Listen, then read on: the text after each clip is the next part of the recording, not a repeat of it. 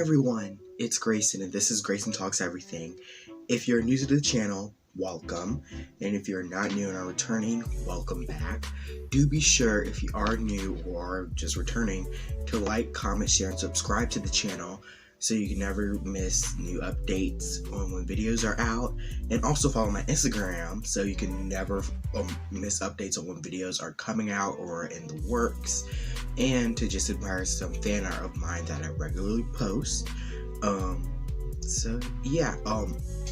I usually post my Instagram stuff in my link to my Instagram in the description, but that might be showing up somewhere on the screen. And then after that, my fan art might also be showing up on the screen. It probably is if I'm editing this now. Today we're going to be talking about episode 2 of the Falcon and the Winter Soldier. This came out really late, but it's going to be a good one. So strap in, let's talk about it. I'm really excited to have this conversation with y'all. I gotta tell you, even though we're only 2 episodes into the Falcon and the Winter Soldier, I really love this show. It's truly something special. It's incredibly sophisticated, touching on subjects that I thought Marvel would never do, especially not this well. But they did. They even briefly referenced the MCU's own version of the Tuskegee experiment, but instead of syphilis, it's the super soldier serum that happened during the Korean War, and how it affected Carl Lumbly's elderly character, Isaiah Bradley. The episode also had some very deep-rooted Easter eggs, like the inclusion of Battlestar, a black superhero in the comics, who in the show is US Agent Sidekick, and how the Flag Smashers routinely mentioned the Power Broker throughout the episode, saying that they stole his addictive version of the super soldier serum that eventually juices up US Agent in the comics. This all thankfully told me that Malcolm Spellman, the head writer on the Falcon and the Winter Soldier, that he really read up on the comics that these are based on, or at least did his homework, and he truly cares about writing good characters of color, and Kerry Scoglin, the main director, truly cares about directing a nuanced, complex, and interesting story with characters of color, with very important themes, including the importance of being your own person, and good and evil is not so black and white. For example, Zemo might not be so bad, and the government may not be so good. This episode was just fantastic. Now, speaking of Isaiah Bradley, who exactly is he? Well, in the comics, Isaiah Bradley grew up in New York City. When he met Faith Shabazz, the two fell in love and were soon married in 1940.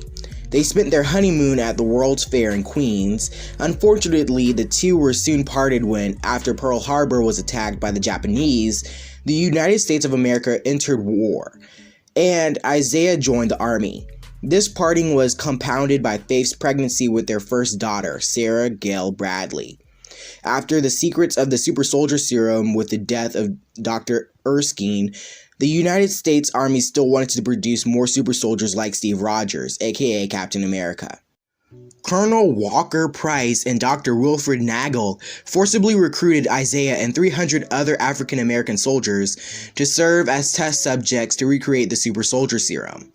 To keep the operation secret, families were sent letters informing them of their soldiers' deaths, although Faith refused to accept Isaiah's death and continued looking for the truth. Of the 300 African American soldiers, only a handful of men survived the gruesome process. These survivors became a covert Black Ops team. After only a few missions, only Isaiah, Maurice Canfield, and Sergeant Luke Evans remained. While waiting in Sintra, Portugal for the arrival of Captain America, Maurice discovered the truth about his parents' death. Enraged by the information, coupled with PTSD and an exaggerated thyroid gland, Maurice was led into a confrontation resulting in his death, the death of Sergeant Evans, and the severe injury of Isaiah and Private Merritt. Starting in 1943, Isaiah served 17 years in solitary confinement.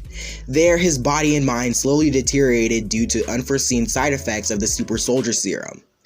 He was only released because Faith wrote President Eisenhower a letter every month for 3 years. In 1960, on the day of the Kennedy inauguration, Isaiah was granted a full pardon and swore to secrecy. In 1953, years before Isaiah was released, Faith briefly moved with her young daughter from the Bronx to Mount Vermont, Virginia.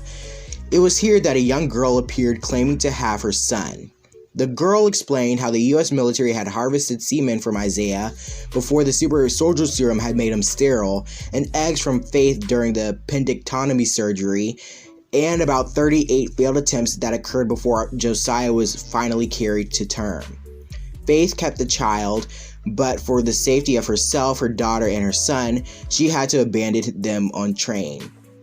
25 years later, still in Mount Vermont, Josiah returned to the Bradley house and met his mother, sister, and childlike father.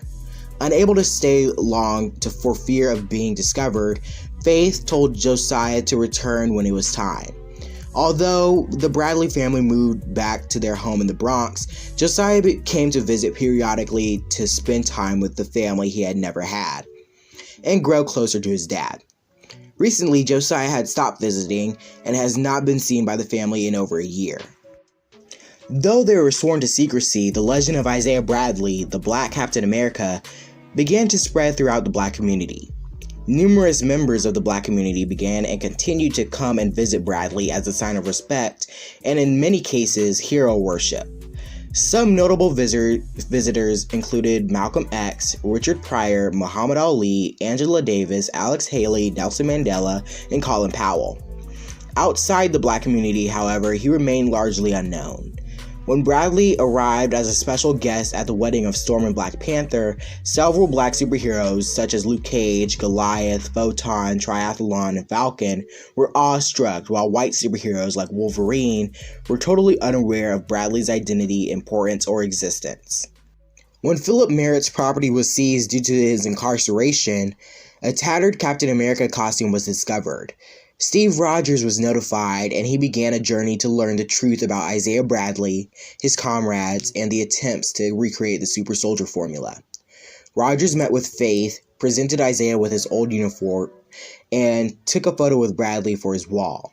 And they ended up becoming friends. Not close friends, but friends at the least. So how does Isaiah Bradley's involvement connect to the future of the MCU through the Falcon and the Winter Soldier? In addition to caring for Isaiah, Faith helped care for her many grandchildren, and when Sarah Gale remarried and moved to Scottsdale, Arizona, she allowed her grandson, Eli Bradley, to live with her to finish out high school.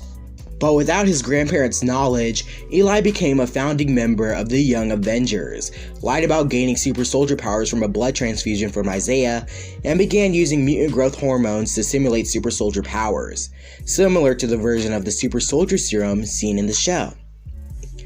There are several other Young Avengers members making appearances in the MCU soon.